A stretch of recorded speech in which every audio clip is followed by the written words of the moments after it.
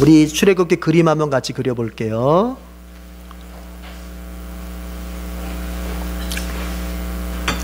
자, 출애굽기 그림 한번 보십시다.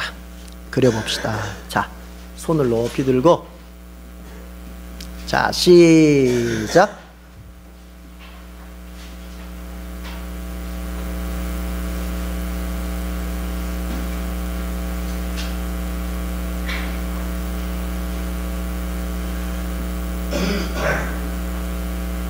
네, 잘하셨어요.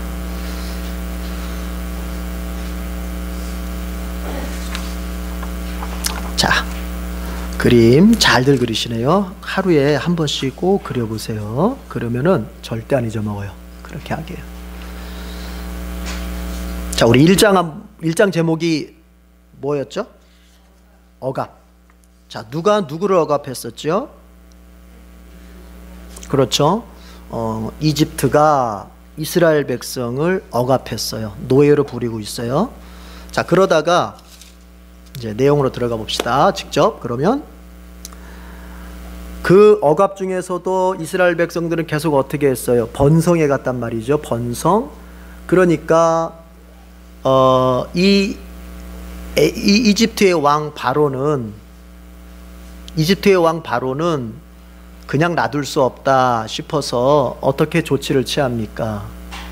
이스라엘 백성들 남자아이들을 죽이자 해가지고는 처음에는 산파들을 통해서, 산모가 아니라 산파들을 통해서 이제 그 남자아이들을 죽이려고 했다가 그것도 협조가 안 되니까, 실패하니까 이제 공식적으로 명령을 내렸어요. 부모들 스스로가 남자아이를 낳거든 나일강에 버려라, 이렇게 명령을 내렸습니다. 그런 상황 속에서, 자, 그런 명령이 지금 쫙 이집트 전체에 내려진 상황 속에서 이제 레이 가문의 두 남녀가 결혼을 해서 가정을 꾸린 다음에 그 사이에서 아이 하나가 태어나요. 자, 2장으로 넘어와서, 근데 그 아이는 너무나 그 부모들의 마음을 사로잡았어요. 그래서 그 아이를 도저히 그냥 태어나자마자 나일강에다가 내던질 수가 없었어요. 그래서 석 달 정도를 숨겨서 키웠는데 이제 석 달쯤 되니까 더 이상 숨겨 키울 수가 없어요. 그래서 방법을 생각한 끝에 갈대상자를 구해서 이제 역청과 송진으로 방수 작업을 한 다음에 그 안에다가, 갈대상자 안에다가 아이를 탁 놓고 나일강 그 갈대숲 사이에다가 가만히 갖다 놓습니다. 그리고는 그 아이의 누이가, 이제 그 아이가, 갈대상자에 놓인 그 아이가 어떻게 되는가를 지켜보게 됩니다. 그러는 중에 이집트의 왕 파라오의 그 공주가 목욕을 하러 나일강에 나오게 돼요. 목욕을 하는 중에 상자 하나를 발견하고 그 상자를 시녀를 시켜서 가져와 보니 그 안에 히브리 사내 아이, 이스라엘 민족의 사내 아이가 그 안에 있었던 거죠. 그 광경을 지켜보고 있었던 그 누이가, 아기가 어떻게 되는지 지켜보고 있었잖아요. 누이가.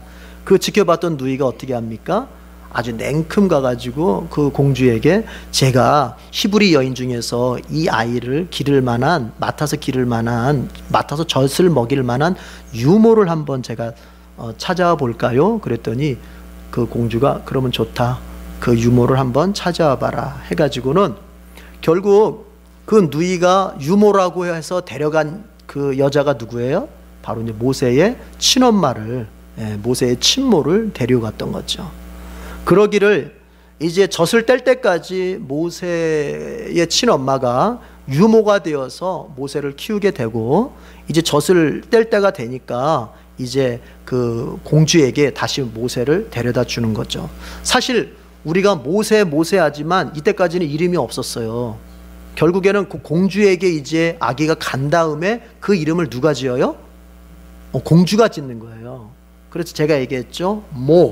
물이라는 뜻이고, 세우스, 애굽어로 세우스가 바로 건진다는 뜻인데, 그래서 모세우스. 근데 히브리어로 하면 그게 모셰, 그러는 거예요. 모셰. 그래서 모세가 되는 거예요. 그러니까 모세의 생명을 하나님께서 주도하신 거죠. 여러분, 세상을 가만히 보면은 그 역사라고 하는 것이, 인간의 한 생명이라고 하는 것이 힘 있는 사람에 의해서 좌지우지되고 권력자에 의해서, 뭔가 세상의 그 유력한 사람들에 의해서 뭔가 이렇게 진행이 되는 것 같잖아요. 그렇게 보이잖아요. 그래서 우리가 지금도 누구누구의 국정농단 그렇게 하잖아요. 그 사람들이 힘을 썼다는 거거든요. 국가에 관련된 모든 중대사들을 힘으로 그냥 다 이렇게 했다는 거거든요. 그래서 얼핏 보면은 세상의 역사가 인간이 마치 그 수레바퀴를 돌리는 것처럼 보이는 거예요. 그러나 성경은 분명히 말하기를, 그 배후에, 인간의 역사 배후에 사람들이 스스로 뭔가 막 역사를 발전시켜 나가고 어떤 것을 성취시켜 나가는 그 배후에는 누가 계신다? 하나님이 계신다라고 하는 것을 늘 강조합니다.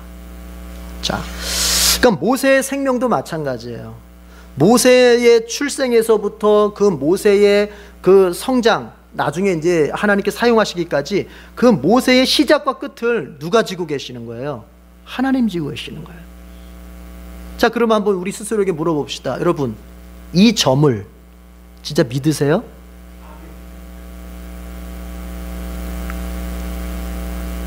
하나님께서 나의 생명과 내 자녀의 생명을 주관하고 계시다는 걸 믿으세요?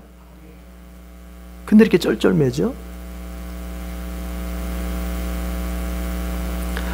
하나님께서 모세의 생명을, 그 아기의 생명을 주도하신다고 하는 것을 믿을 때에만 할 수 있는 선택이 뭐냐면, 그 아이를 하나님 품에 맡기고 담대하게 그 아이를 떠나보내는 거예요. 이 점은 지난주에 많이 얘기했어요. 그죠? 예. 우리가 어떤 면에서 자식을 키우면서 자식의 어떤 면에서 쩔쩔쩔 매고 있다면, 그것은 하나님의 그 아이에 대한, 그 자녀에 대한 생명 주권의 그 능력을 우리가 사실은 믿지 않는 거예요. 믿는다면 맡기는 거예요. 예. 믿는다면 맡기는 거예요. 하나님이 생명을 주관하실 때에 이렇게 하든 저렇게 하든 죽을 사람은 죽고 살 사람은 산다. 아주 단순하게 보자면 이런 믿음으로 딱 우리가 쓰면 우리가 모세 부모처럼 할 수 있어요. 모세 부모처럼.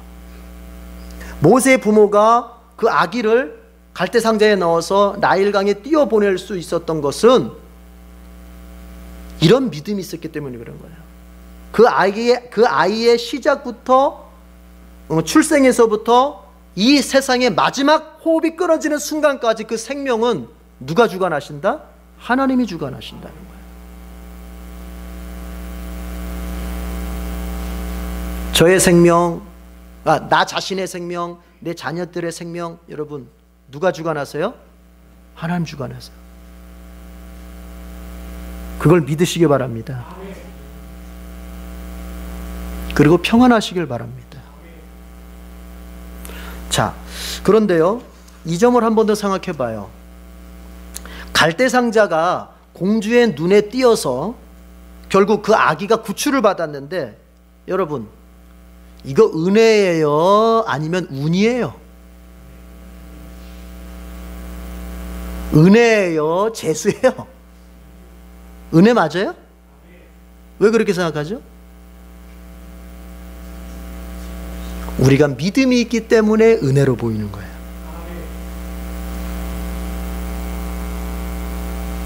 이런 일이 세상에서 많이 일어납니다.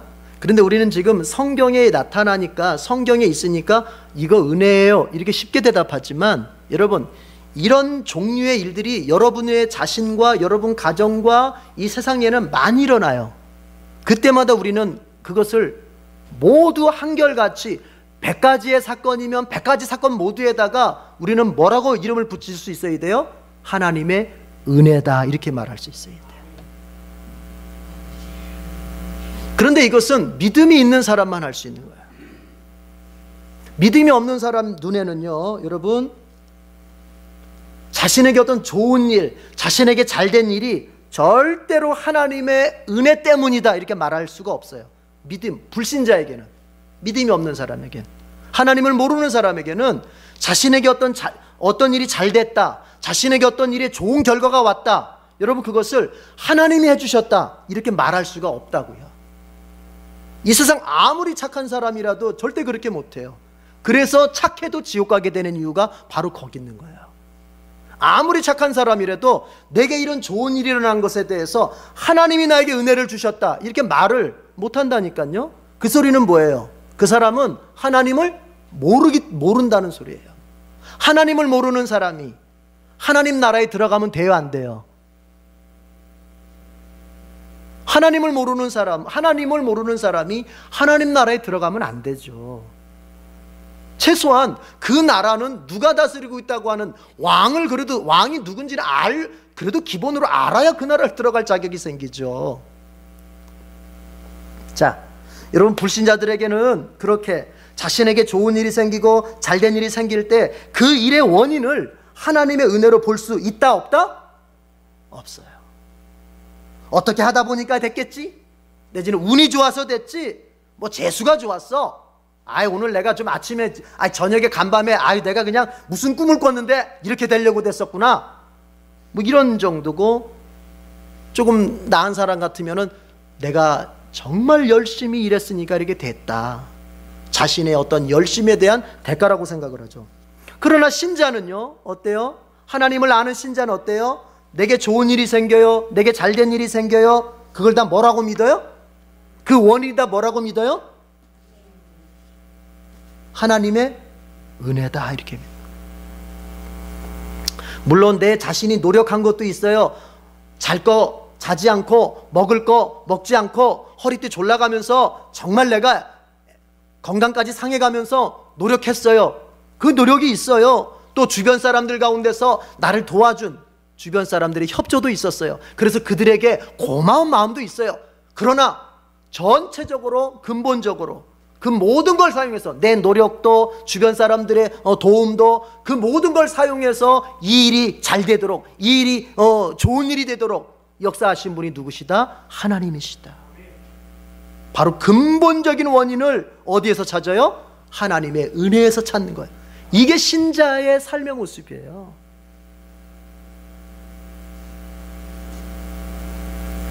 여러분 가정에 좋은 일이 생겼습니까?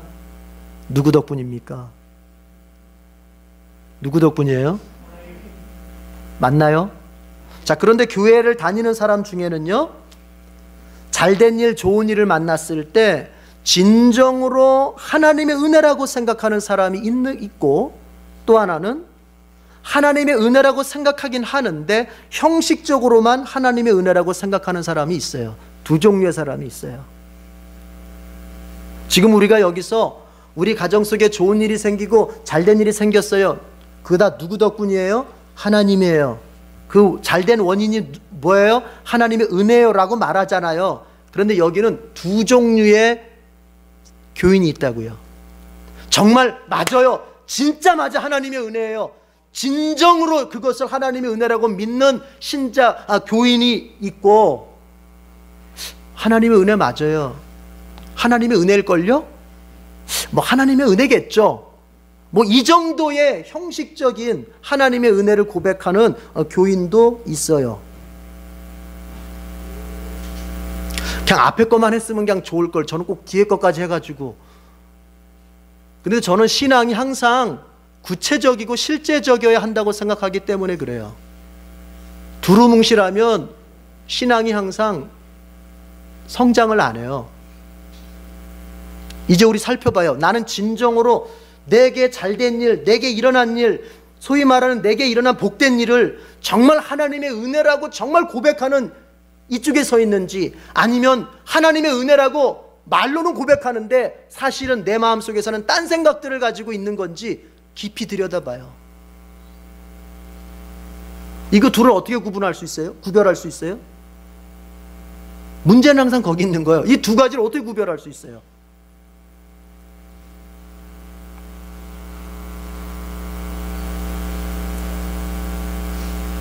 우리 교인들이 저를 조금 부담스러워한다면 저는 그렇게 구별을 하니까 부담스러울 것 같아요. 그냥 다른 목사님들처럼 그냥 구별 안 하고 그냥 아우 잘했어 이러면 되는데 근데 구별을 해야 돼요. 왜냐? 여러분, 예수님께서 바리새인과 진짜 신자를 보고서 구별하시잖아요. 겉만 깨끗한 바리새인과 겉과 속까지 깨끗한 진짜 하나님의 사람을 구별하세요, 안 하세요? 왜 그렇게 하죠? 그래야 진짜 신앙이 드러나는 거예요, 그게. 자, 다시 한번 해요. 진짜 하나님의 은혜, 내가 잘된 일, 내게 좋은 일, 이거 진짜 하나님의 은혜다라고 진짜 진정성 있게 진정으로 고백하는 사람과, 말로는 하나님의 은혜라고 하는데 그저 형식에 그치는 사람과, 이거 어떻게 구별할 수 있냐고요? 감사봉헌 드리는 거 가지고 구분할 수 있어요? 못합니다.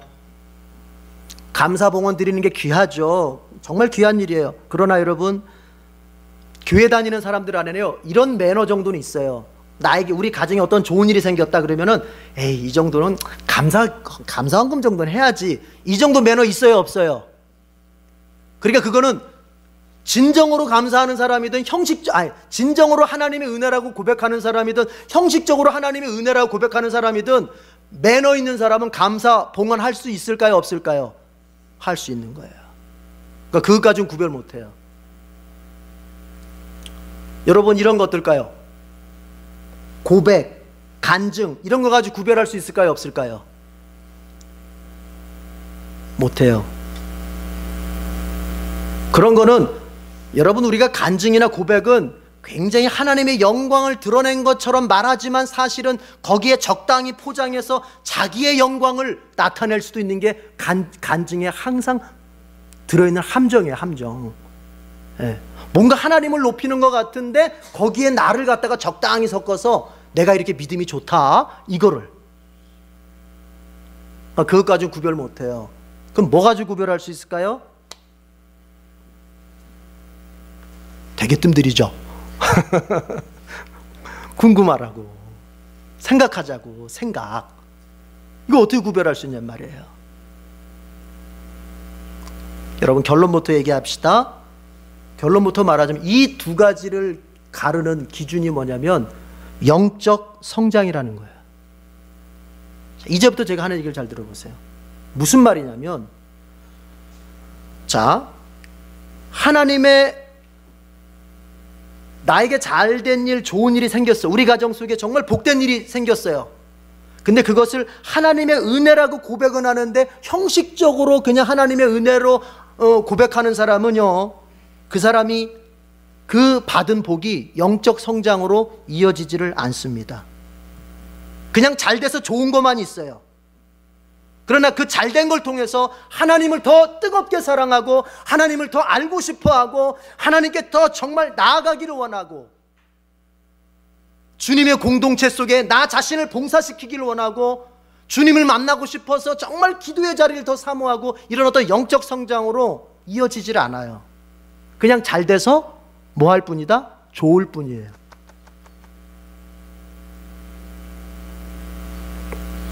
그래서 그 사람은 뭐가 없어요. 지금까지 살아왔던 삶의 패턴에서 조금도 바뀌지 않아요. 지금까지 해왔던 신앙생활의 습관에서 조금도 달라지지 않아요. 여태까지 믿어왔던 대로 그대로 믿고 여태까지 살아왔던 대로 그대로 살아요. 그러면서 잘된 것에 대해서 그저 좋아할 뿐이에요. 자기의 잘된 것을 자신의 어떤 영적 성장의 기회로 연결을 못해요. 어떻게 보면 그 사람에게는 그 잘된 일이 이거 하나님께서 해주셨어, 이 말이 사실은 되게 얕은 거예요. 되게 얕은 거예요. 자기를 포장하는 것에 불과할 수도 있어요. 어쩌면 속으로는 정말 하나님의 은혜에 대해서 정말 감사하기보다는 그 일이 되게끔 도와줬던 사람에 대해서 더 감사할 수 있고, 그리고 그 일이 되게끔 뭔가 이루어졌던 그 조건들에 대해서 더 감사할 수 있고, 하나님에 대한, 하나님의 은혜에 대한 감사보다도 그 일을 위해서, 그 일을 잘 감당했던 자기 자신의 지혜와 자기 자신의 어떤 노력에 대해서 더 칭찬하는 마음이 더 클 수도 있어요, 자기 안에.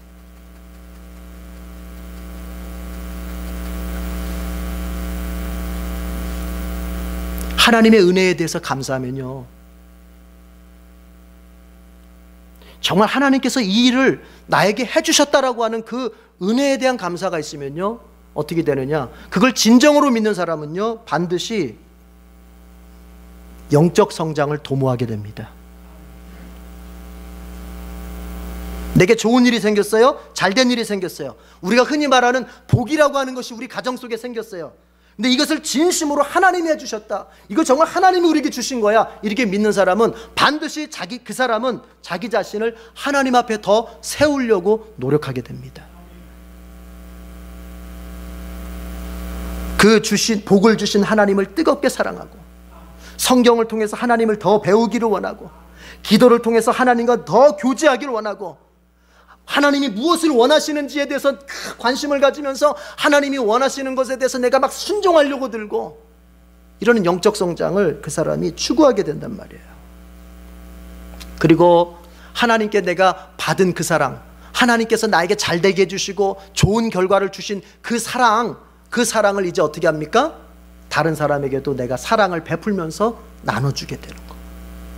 그리고 주님의 몸된 교회인 이 교회를 정말 사랑하고, 교회 지체들을 사랑하고, 이 교회 지체들을 내가 막 섬기고 싶고, 이런 어떤 영적 성장을 그 사람은 도모하게 돼 있어요. 그렇게 구별하는 거예요. 그러니까 이 사람은 어떤 사람이에요? 여러분, 하나님의 은혜 때문에 내가 잘 됐습니다 라는 것을 진정으로 고백하는 사람은 반드시 그 현실에서 잘된 체험을 뭐로 연결시키느냐? 영적 체험으로 연결시키게 돼 있어요. 그래서 계속 신앙이 성장해가는, 그렇게 구별하는 거예요. 그러니까 누구라도 생을 살면서 하나님으로부터 좋은 것을 경험할 수는 있어요. 그러나 모두가 그 현실에서 경험한 좋은 것들을 자신의 영적인 성장으로 다 연결시키는 건 아니에요. 하나님의 은혜에 대한 진정한 감사와 감격, 그것이 있는 사람이 이제 현실에서 잘된 걸 가지고 뭘 도모해요? 자신의 영적 성장을 도모하는 거예요.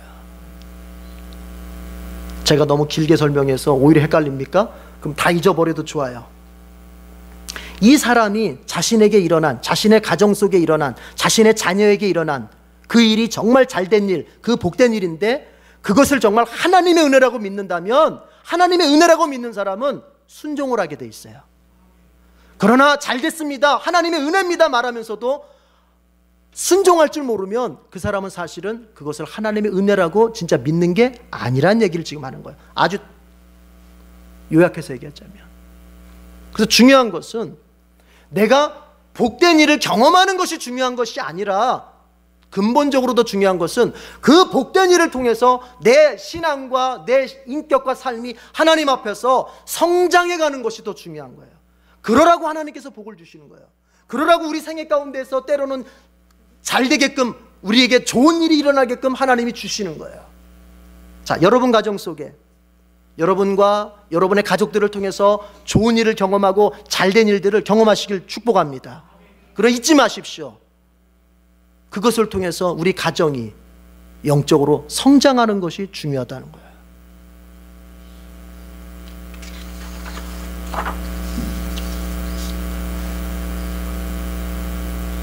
나일강에 던져진 모세를 바로의 딸이 구한 것은, 이것은 운이 아니고 하나님의 은혜예요. 하나님의 은혜. 우리에게 일어나는 그 모든 좋은 일, 우리에게 일어나는 모든 복된 일이, 여러분,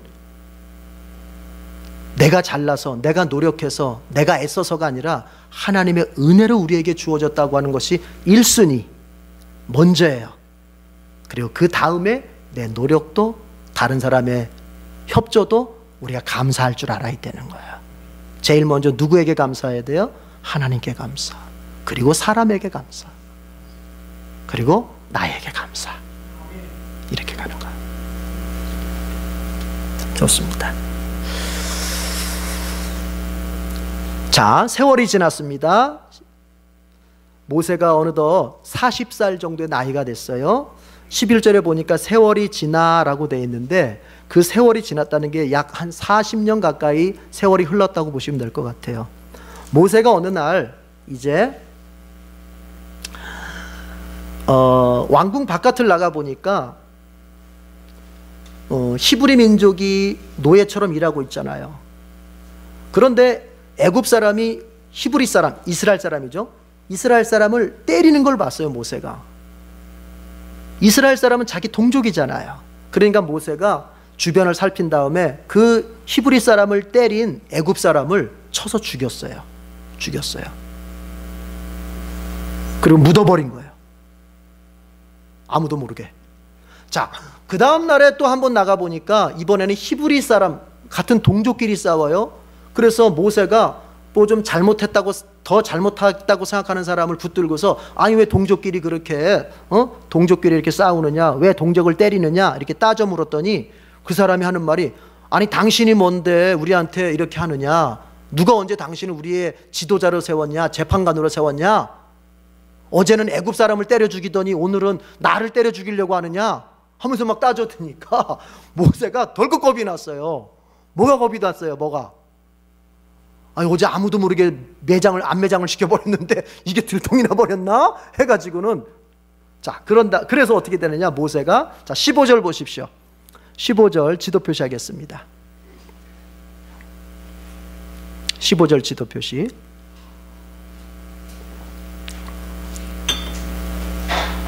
다 같이 읽어보겠습니다. 시작. 바로가 이 일을 전하여 듣고 모세를 죽이려고 찾았다. 모세는 바로를 피하여 미디안 땅으로 도망쳐서 거기에서 머물렀다. 어느 날 그가 우물가에 앉아 있을 때이다. 자, 모세가 덜컥 겁이 났어요. 야, 이게 어제 내가 애굽 사람 죽여서 매장한 것이 다 탈로가 났나 보다 해가지고는요, 이제 모세가 겁을 먹고 있는데 거기다 대고 바로 하면은 바로 이집트의 왕이잖아요. 이집트의 왕이 그 사건을 전해 들은 거예요. 그래가지고는 이 바로가 이제 이 모세를 잡아가지고 죽이려고 했어요. 그러자 모세는 어떻게 합니까? 미디안 땅으로 도망을 가버린 거예요. 네. 우리 지난주에 이런 얘기했죠. 아니 모세가 그래도 한 나라의 왕자인데 그 사람 하나 죽인 거 가지고 도망칠 정도까지 그게 그렇게 큰 죄인가? 옛날 그 고대 사회에서 왕이라고 하는 것은 절대 권력자인데, 그 절대 권력자의 가문인데, 절대 권력자의 가족인데, 그 뭐 사람 하나 죽였다고 그렇게 도망칠 정도까지 되느냐? 이런 얘기 지난주에 했었잖아요. 왜 그렇다 그랬죠? 성경에는 나타나 있지 않지만 그 이집트의 역사적 배경을 쭉 연구해 봤을 때는 이게 바로 뭐냐면은, 모세가 그냥 어디서 주워온 사람 정도의 그런 그 영향력이 아니라 모세가 왕이 될 수도 있었던 만큼의 영향력을 가졌던 사람이라고 우리는 볼 수 있어요. 실제로 그러니까 이집트의 족보를 보면은 그 모세를 물에서 건져서 키웠던 그 하트셉스트라고 하는 그 공주의 남편이 투투모세 2세인데, 그 투투모세 2세가 그 딸을 낳았는데 딸이 일찍 죽었어요. 아들이 없어요. 그래서는 그 투투모세 2세가 자기 그 시녀 중에 하나랑 이렇게 이제 사이에서 아들을 하나 낳아요. 그게 이제 투투모세 3세가 돼요. 그러니까 투투모세 3세하고 모세하고는요 비슷한 시기를 살아가는 거예요. 비슷한 시기를. 그런데 이 투투모세 3세가 결국에는 왕위를 계승을 했는데 항상 무엇에 대한 두려움을 가지고 있을 것 같아요. 이 사람은 모세의 왕권에 대한 그 도전에 대한 두려움을 가지고 있었을 것 같아요. 왜냐하면 그 모세를 주워 키웠던, 모세를 물에서 건져서 키웠던 그 하트셉스트라고 하는 공주가 나중에 섭정을 한다 그랬잖아요. 투투모세 3세가 너무 어려서 20년 동안을 섭정을 하는데 정치를 너무 잘해가지고 그 힘이 굉장히 컸어요. 그런데 그 공주는 모세를, 자기 딸을 어렸을 때 잃었기 때문에 모세를 애지중지하면서 키웠을 거라고요. 그러니까 그 공주의 영향력 아래에서 모세의 정치적 영향력도 굉장히 컸을 거라고요. 그러면서는 이제 이 투투모세 3세가 자기가 왕위를 계승하긴 했지만 항상 모세가 정적으로서, 라이벌로서 항상 이게 신경이 쓰이는 거예요. 그런데 그때 마침 무슨 사건이 일어났어요? 모세의 살인 사건이 일어난 거예요. 그러니까 어떻게 합니까? 이제 이거를 어떻게 보면은 살인 사건이니까 뭐 형법에 관련된 일이잖아요. 근데 그것을 정치 사건화 해가지고 이제 반역죄로 몰아가지고 모세를 죽이려고 하는 그런, 아마 그렇게 됐을 것이다, 이렇게 학자들이 추정을 하는 거예요. 그러니까 모세는 거기 있으면은 꼼짝없이 정치범으로 몰려가지고, 반역을 일으킨 정치범으로 몰려가지고 죽게 생긴 거예요. 그러니까 어떻게 해요? 미디안으로 도망가는 거예요.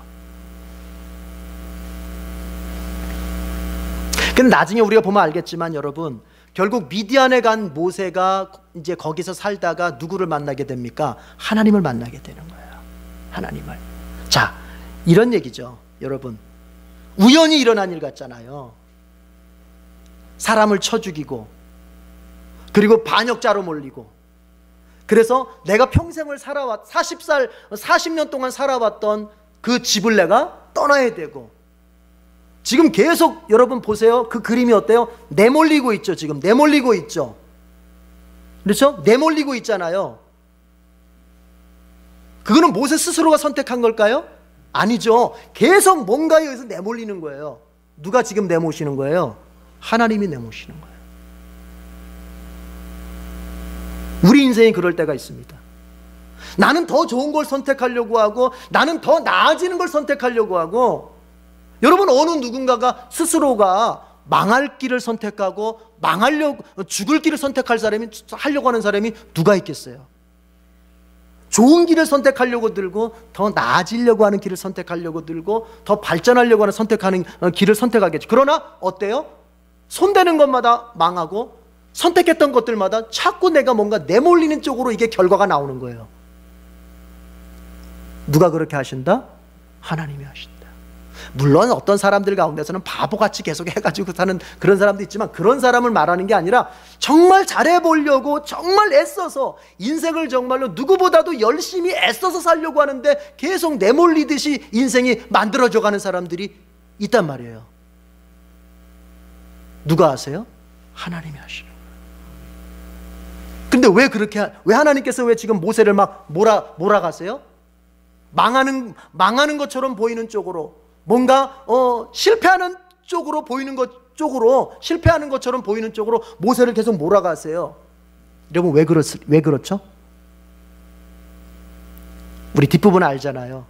결국 그런 실패들, 그런 내몰린 상황 속에서 모세가 하나님을 만나고 하나님의 사람으로 다시 세워지는 거예요. 그러면 그거를 우리에게 한번 적용해 봐요. 우리 인생이 어떤 면에서는 정말 최선을 다해서 살려고 하고 애써서 살려고 하는데 계속 내 인생이 내몰려지는 것처럼 간다고 할 때, 여러분, 거기에는 하나님의 계획이 반드시 있습니다. 내가 계획을 세워서 했던 모든 것들이, 나는 선하게 열매를 맺을 줄 알고 했던 모든 것들에 대해서 내가 내몰리는 듯이, 실패하고 망하고 안 되는 쪽으로 내몰리듯이 내 인생이 간다 하더라도, 여러분, 이제 걱정하지 말라는 말씀을 드리는 것입니다. 왜요? 그 인생이 지금 누구 손 안에 있어요? 하나님 손 안에 있는 거예요. 하나님이 그 사람을 그렇게 만들어 가시는 거예요. 왜 그렇게 만들어 가세요? 비우라 야고라고 하는 분이 그런 얘기를 했어요. 정말 아프지 않으면은 드릴 수 없는 기도가 있다 하면서 그 시가 쭉 있어요. 여러분, 우리 인생은 그런 거예요. 멀쩡해서는, 평범해서는, 부유해서는 도저히 만날 수 없는 하나님일 때가 있어요. 우리의 일이 다 잘 돼서는 알 수 없는 신앙의 세계라는 게 있는 거예요. 우리가 고난을 당하고, 우리가 실패를 경험하고, 우리가 아파지고, 우리가 넘어지고, 내가 나이 점점 먹어가면서 몸이 쇠약해져야만이 알 수 있는 하나님이 계시고 영적 세계가 있는 거예요. 내 자신이 완전히 무너져 봐야 알게 되는 인생이라는 것이 있는 거예요. 하나님은 거기서 만나주시는 겁니다. 혹시 내가 정말 인생이 만약에 이렇게 인생이 사각형이라면 저 끝자락까지 밀려서 더 이상 이제 내가 갈 곳이 없고 여기서 떨어지면 벼랑이다라고 할 정도로 코너에 몰려있는 사람이 있습니까? 여러분, 그거 그냥 된 거 아니에요. 하나님이 그렇게 만들어 가셨고, 여러분, 거기까지 하나님이 그렇게 몰아가셨던 것은 거기에서 하나님이 그 사람을 만나 주시려고 하시는 거예요.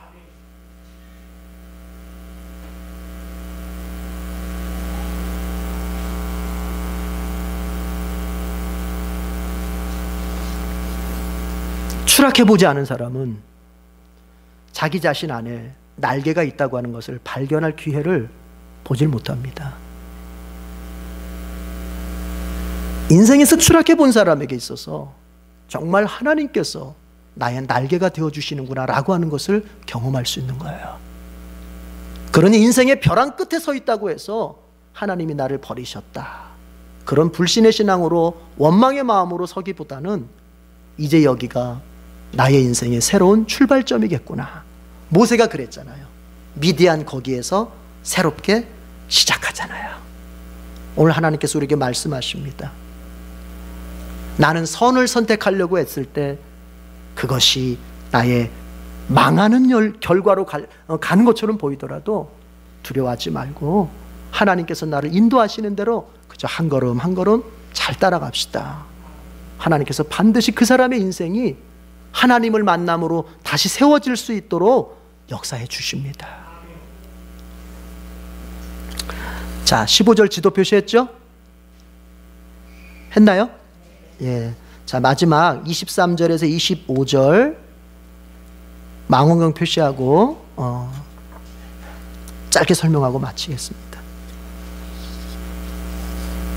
자, 23절에서 25절 망원경 표시하고 주황색으로 색칠하고 다 같이 읽겠습니다. 시작. 세월이 많이 흘러서 이집트의 왕이 죽었다. 이스라엘 자손이 고된 일 때문에 탄식하며 부르짖으니 고된 일 때문에 부르짖는 소리가 하나님께 이르렀다. 하나님이 그들의 탄식하는 소리를 들으시고 아브라함과 이삭과 야곱에게 세우신 언약을 기억하시고 이스라엘 자손의 종살이를 보시고 그들의 처지를 생각하셨다. 아멘. 자, 미디안으로 쫓겨간 모세, 거기에서 이제 미디안의 제사장, 오늘 성경에서는 르우엘이라고 나오고 또 다른 데서는 뭐 이드로라고도 나오고 호밥이라고도 나오는데, 어쨌든 여기서 르우엘의 딸 시보라를 만나서 결혼을 하게 되고 게르솜이라고 하는 장자까지 낳게 됩니다. 그래서 모세는 지금 이제 미디안 땅에 이제 가정까지 세워서 거기서 정착을 딱 하게 되는 거예요. 자, 그런데 그 사이에 이 23절에서 25절은 모세 얘기가 아니고 하나님께서 성경에 지금 카메라를 어디로 옮기셨냐면은 애굽으로 잠시 또 옮기신 거예요. 애굽에 있는 백성들이 지금 어떻게 지내요? 고통스럽게 지내는 거예요. 세월이 갈수록 그들에게 더 나아지는 건 없고 고통만 가중되고 아픔만 가중되는 그 시간이 계속 진행이 된다고 지금 보고 있는 거예요. 그래서 그들이 그 고통의 짓눌림 속에서 하나님 앞에 부르짖는다는 거예요. 막 살려달라고 그렇게. 그런데 성경이 뭐라 그래요? 그들의 부르짖음을 하나님이 들으셨다. 그리고 그들의 처지를 하나님이 생각하셨다. 이렇게 얘기합니다. 여러분, 우리가 우리의 삶에 짓눌려 가지고 나의 인생 속에 여러 가지 두려움 속에 짓눌려서 하나님을 부르짖는다고 하는 것은 정말 귀한 일입니다. 내가 볼 때는요, 여러분은 너무 편해요.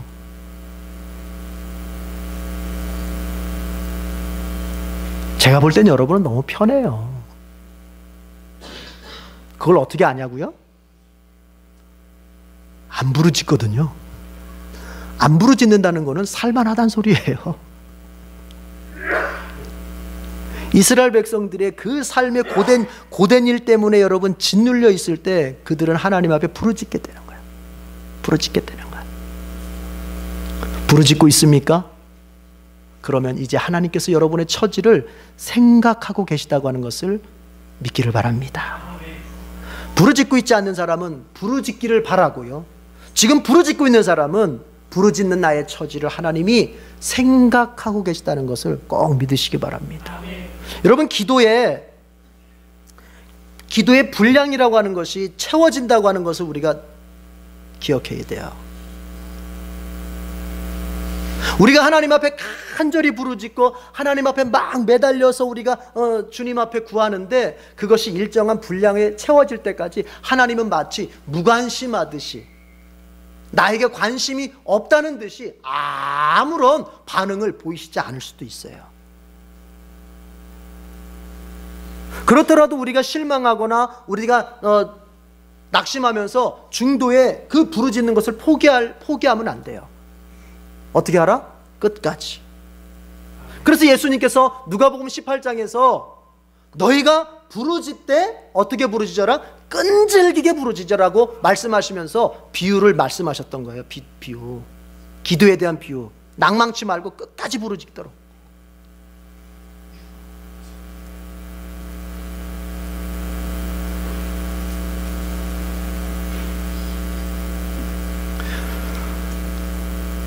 우리가 기도하면서 하나님의 일하시는 것이 보이지 않는다고 해서 여러분 기도를 중도에 포기하지 마세요.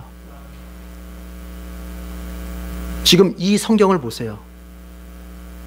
이스라엘 백성들은 지금 고통 중에서 부르짖고 있지만 하나님은 그 이스라엘 백성들에게 아무런 징조도, 아무런 어떤 일하심에 대해서 어떤 사인도 보여주고 계세요? 안 보여주고 계세요? 안 보여주고 있어요. 그러나 하나님이 일 안 하고 계세요? 그들을 구원하기 위한 일 안 하고 계세요? 아니죠. 일하고 계시잖아요. 어디에서? 미디안에서 지금 일하고 계시잖아요. 그 일이 뭐예요? 모세를 지금 준비시키고 있잖아요. 이게 바로 하나님이 일하시는 방법이에요. 우리가 기도할 때 우리의 눈으로 보이지 않아요. 하나님께서 과연 나를 어떻게 구원하시고 나의 이 문제에 대해서 하나님이 어떻게 역사하시고 내가 부르짖고 있는 이 삶의 현장에 하나님이 어떻게 개입하셔서 길을 열어주실지, 우리는 기도 조금 할 때, 기도 조금 한다고 해서 그것이 금방 드러나지 않을 수 있어요.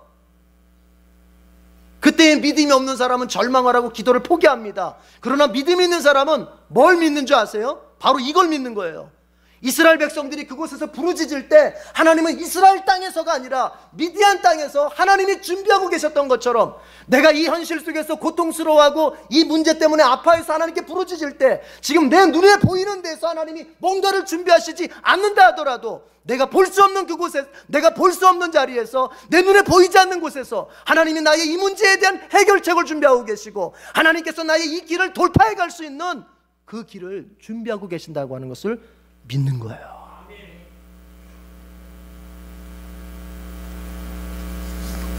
하나님은 보이지 않게 일하고 계십니다.